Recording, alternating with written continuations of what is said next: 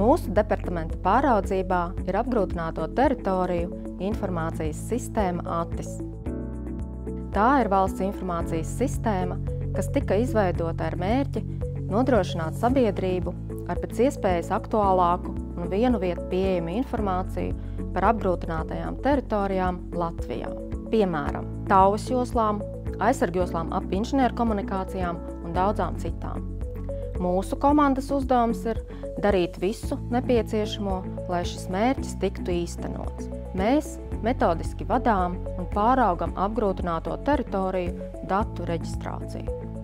Tāpat mēs arī konsultējam datu sniedzējus par to, kā sagatavot datus iesniegšanai ATIS. Starp citu, lielākās pēc platības reģistrētās apgrūtinātās teritorijas Latvijā ir bāku eksploatācijas aizsargjoslas, pierobeža un aizsargjoslas ap valsts aizsardzības objektiem.